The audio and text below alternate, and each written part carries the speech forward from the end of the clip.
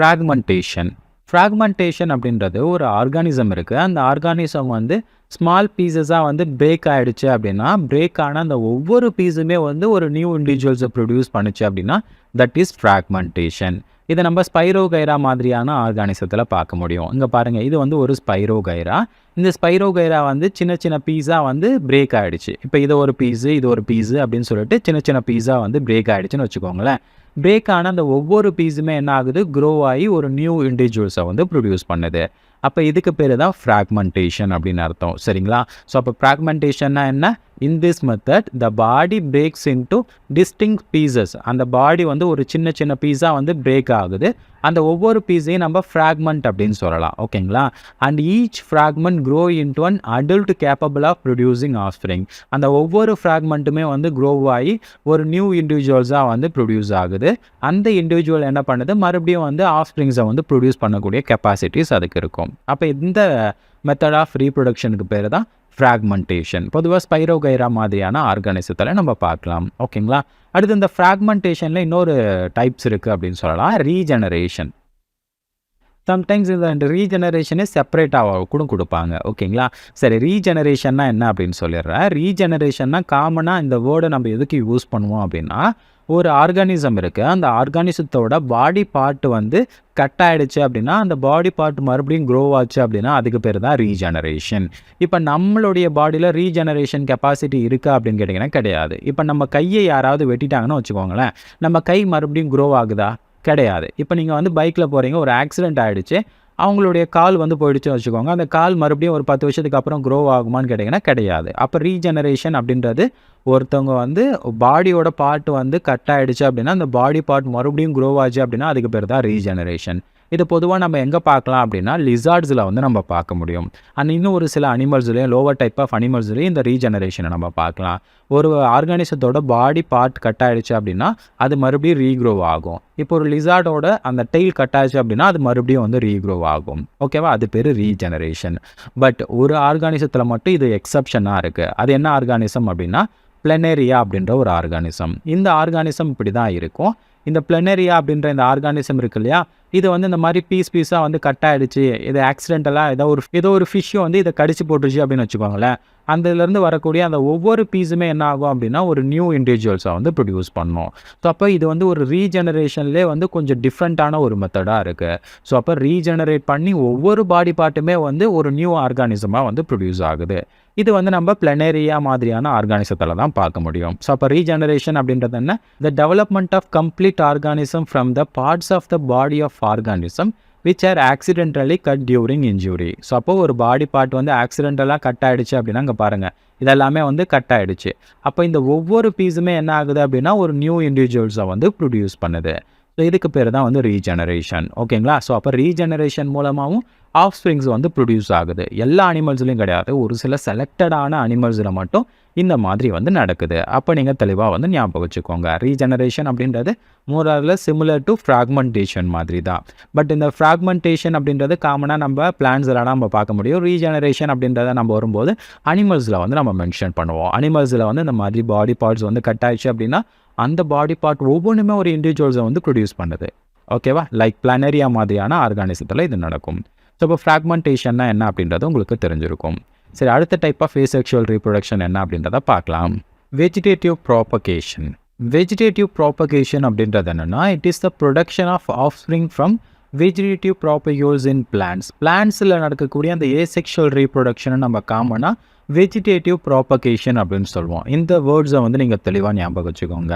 Sometimes பிளான்ட்டில் வந்து asexual reproduction அப்படின்ற இந்த வேர்டுக்கு பதிலாக வெஜிடேட்டிவ் ப்ராபகேஷன் அப்படின்னு கொடுத்துருப்பாங்க. அப்படின்னா அது என்ன? பிளான்ட்டில் நடக்கக்கூடிய ஒரு ஏசெக்ஷுவல் ரீப்ரொடக்ஷன் தான். சரி, எப்படி நடக்குது?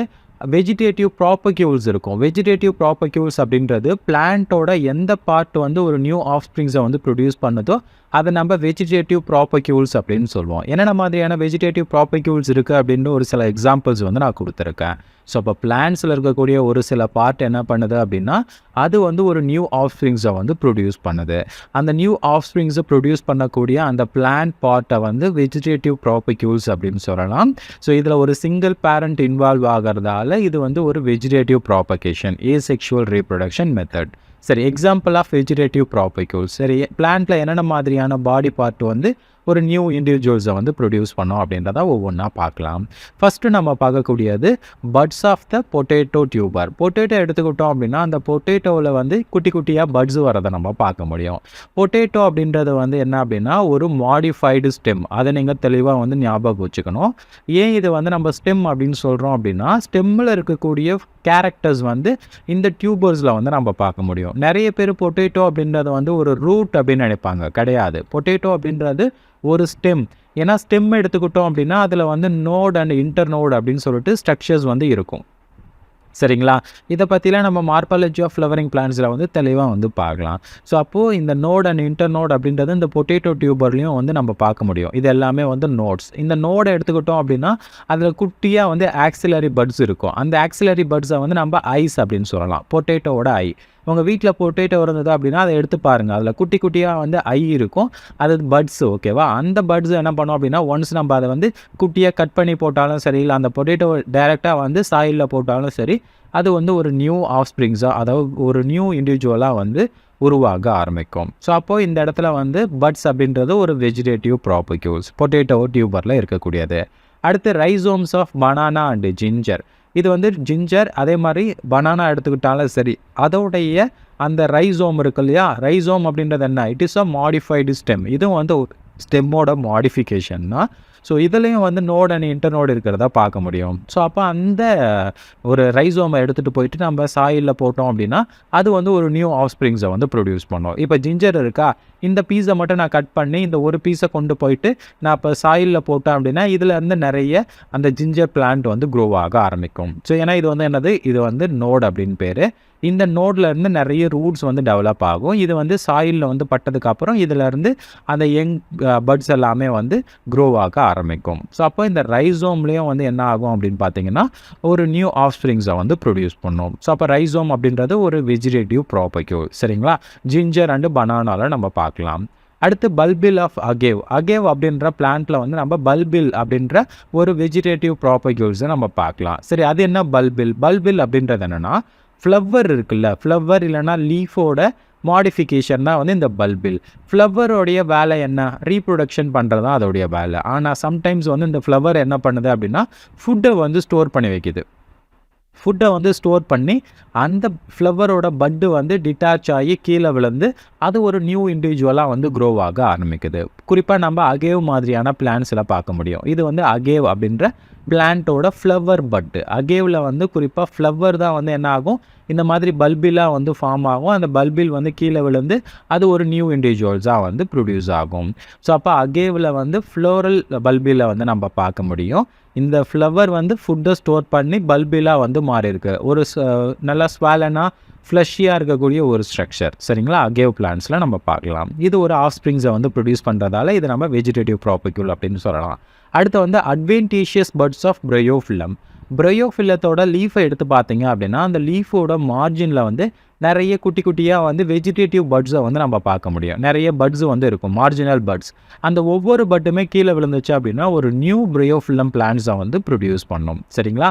அதனால் இந்த இடத்துல ப்ரையோஃபில்லத்தில் இருக்கக்கூடிய அந்த அட்வென்டேஷியஸ் பட், அந்த மார்ஜினல் பட்டை எல்லாத்தையும் நம்ம வெஜிடேட்டிவ் ப்ராபிக்யூல்ஸ் அப்படின்னு சொல்லலாம். நீங்கள் ஒரு ப்ரையோஃபில்லம் பிளான்ட்டை வந்து வளர்க்கணும் அப்படின்னு நினச்சிங்கன்னா இதுக்கு முன்னாடி இருக்கக்கூடிய ஒரு ப்ரையோஃபில்லம் பிளான்ட்டோட ஒரு லீஃபை கட் பண்ணி கொண்டு வந்து நீங்கள் சாயிலில் படுற மாதிரி வச்சாலே போதும். அது வந்து ஒரு ப்ரையோஃபில்லம் பிளான்ட்ஸை வந்து ப்ரொடியூஸ் பண்ணும். ஏன்னா ப்ரையோஃபில்லம் பிளான்ட்டோட அந்த மார்ஜினில் வந்து நிறைய குட்டி குட்டியாக வந்து பட்ஸ் வந்து இருக்கும். ஸோ அது வந்து ஒரு யங் இண்டிவிஜுவல்ஸை வந்து ப்ரொடியூஸ் பண்ணும்.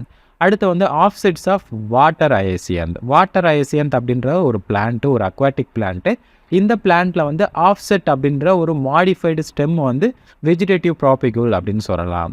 பொதுவாக வந்து ஸ்டெம் வந்து என்ன பண்ணோம் அப்படின்னா எரெக்டாக இருக்கும். ஆனால் இந்த மாதிரியான பிளான்ட்ஸில் வந்து இந்த மாதிரி சைட்வேயில் வந்து அந்த ஸ்டெம் வந்து ரன் ஆகும். இந்த ஸ்டெம்மில் இருந்து வந்து பார்த்தீங்கன்னா ஒரு குறிப்பிட்ட நீளத்துக்கு அப்புறம் வந்து என்ன ஆகும், அதில் வந்து பிளான்ட்ஸ் வந்து க்ரோ ஆக ஆரம்பிக்கும். ஸோ இந்த மாதிரி ஸ்டெம் வந்து சைட்வேயில் போகும்.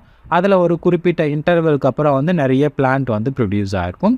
That is offset. ஓகேவா? வாட்டர் ஐசியன் பிளான்ட்டில் நம்ம பார்க்கலாம். இந்த ஆஃப்செட் அப்படின்றது குறிப்பாக தண்ணியில் இருக்கக்கூடிய பிளான்ட்ஸில் ப்ரொடியூஸ் ஆகக்கூடிய ஒரு வெஜிடேட்டிவ் ப்ராபக்யூல். இது ஒரு மாடிஃபைடு ஸ்டெம் அப்படின்றத ஞாபகம் வச்சுக்கோங்க. அடுத்து ரன்னர், சக்கர், டியூபர், பல்ப் இந்த மாதிரியான ஒரு சில வெஜிடேட்டிவ் ப்ராபக்யூல்ஸ் இருக்குது. இதை பற்றிலாம் நம்ம மார்பாலஜி ஆஃப் ஃப்ளவரிங் பிளான்ட்ஸில் வந்து தெளிவாக வந்து பார்க்கலாம். சரிங்களா? ஸோ அப்போ வெஜிடேட்டிவ் ப்ராபக்யூல்ஸ் அப்படின்றது என்ன? ஒரு சில பிளான்ட்டோட பாடி பார்ட்ஸ் வந்து நியூ இண்டிவிஜுவல்ஸை வந்து ஃபார்ம் பண்ணுது. அதை தான் நம்ம வெஜிடேட்டிவ் ப்ராபக்யூல்ஸ் அப்படின்னு சொல்கிறோம். ஒரு சில பிளான்ட்டோட லீஃப் வந்து என்ன பண்ணுது? ஒரு சில ஆஃப்ஸ்ப்ரிங்ஸை வந்து ஃபார்ம் பண்ணுது. எக்ஸாம்பிள் பிரையோஃபிலம். இந்த பிரையோஃபிலத்தோட லீஃபில் இருக்கக்கூடிய அந்த பட்ஸ் வந்து கீழே விழுந்து ஒரு நியூ ஆஃப்ஸ்ப்ரிங்ஸை வந்து ஃபார்ம் பண்ணுது. சம் பிளான்ஸோட ரூட் வந்து என்ன பண்ணும் அப்படின்னா வெஜிடேட்டிவ் ப்ராபக்யூல்ஸாக இருக்கும். சம் பிளான்ஸில் வந்து மாடிஃபைடு ஸ்டெம்ஸ் வந்து இருக்கலாம். ஸோ அப்போ வெஜிடேட்டிவ் ப்ராபக்யூல்ஸ்னால் என்ன அப்படின்றத தெரிஞ்சுக்கணும். ஒரு சில எக்ஸாம்பிள்ஸ் மட்டும் கொடுத்துருக்கேன், அதை மட்டும் நீங்கள் தெளிவாக வந்து பார்த்துக்கோங்க.